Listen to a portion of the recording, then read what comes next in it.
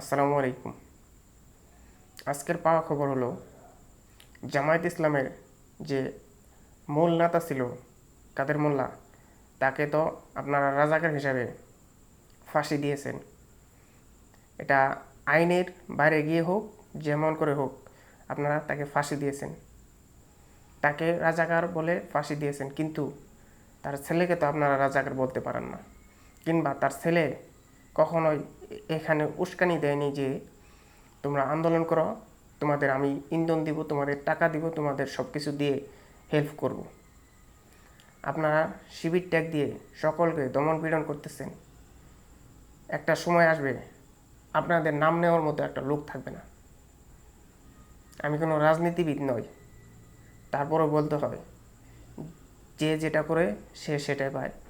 এই সহিংসতার রাজনীতি থেকে আমরা মুক্তি চাই। আমরা চাই সকলে এক ছাতার নিচে থেকে রাজনীতি করতে। এক দল 5 বছর, তারপরে আরেক দল 5 বছর, জনগণ যাকে চাবে সে থাকবে। বুট ছাড়া সরকার জোরপূর্বক গদি ধরে রাখার মতো কার্যক্রম কারো দ্বারা আমরা আশা করি না, কিংবা আমাদের কাম্য নয়।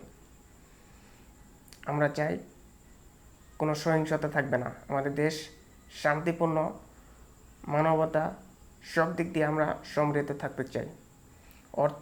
অর্থনৈতিক চাকা আমাদের প্রবাসী এবং যে আমাদের সেনাবাহিনীর যেগুলো মিশনে যায়, তারা যে পরিমাণে অর্থ আমাদের রেমিটেন্স দেয়, এর থেকেও আমাদের দেশের অর্থের চাকা সচল রাখে তারা।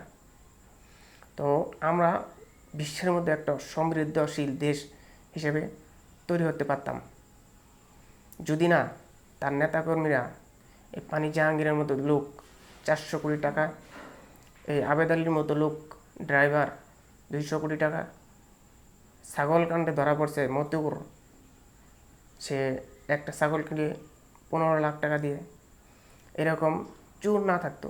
তাদের চিন্তা হলো বেগম পাড়ায় বাড়িঘর করবে। এই সকল চোরদের থেকে আমরা মুক্তি চাই। বিএনপি সকল বাম দলকে একসাথে নিয়ে, সকল ইসলামী দলকে একসাথে নিয়ে এই সরকার পতনের আন্দোলনে ডাক দিয়েছে। বিএনপি উল্লেখ করেছে তারা জামায়াতকে নিয়ে মাঠে নামবে। তারা কি এটা কখনো কোনো ভুল করেছে? আমার দৃষ্টিকোণ থেকে ভুল করেনি। কাদের বলতেছে যে এটা তাদের ভুল, এটা দমন করবে তারা, এই মুক্তিযোদ্ধা বিরোধীদের তারা দমন করবে।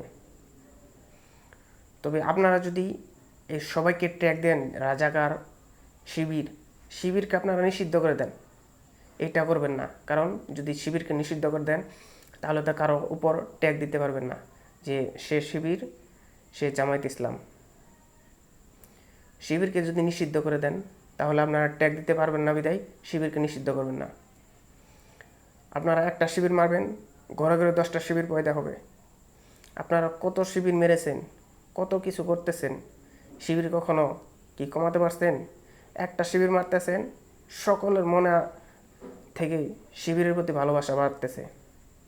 অতএব এই সহিংসতা, এই নৃশংসতা সকল কিছু থেকে নিজেদের বিরত রাখেন, আমাদেরকে শান্তিমতো থাকতে দেন, আমাদের দেশটাকে শান্তিতে রাখেন। সকলে মিলেমিশে কাজ করেন, ভাই ভাই হিসেবে রাজনীতি করেন। কাউকে মেরে কেটে জোরপূর্বক গদিতে থাকা এমন রাজনীতি বাদ দিয়ে সুন্দর সুষ্ঠুভাবে রাজনীতি করেন। আপনার যদি লজ্জা থাকে তাহলে পদত্যাগ করেন, কারণ আপনি 1000-এর অধিক লোক আপনার নিজের হুকুম ছাড়া তারা গুলি করার সাহস পায়নি।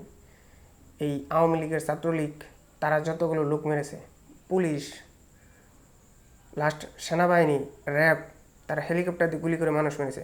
আমাদের ছোটো ছোটো বাচ্চাগুলো মেরেছে, না ক্লাস 9-এর ছাত্রদেরকে মেরেছে। আপনার যদি একটু সামান্য পরিমাণ লজ্জা থাকে, তাহলে আপনি অবশ্যই পদত্যাগ করবেন আর জাতির কাছে ক্ষমা চাবেন। বাংলাদেশ থেকে অতি শীঘ্রই আপনি বাংলাদেশের দ্রুত আপনি অন্য কোনো দেশে চলে যাবেন। এই বাংলাদেশ আপনার জন্য না, আপনার মতো রক্তখেকু প্রধানমন্ত্রীর জন্য এই বাংলাদেশ না। Mind it.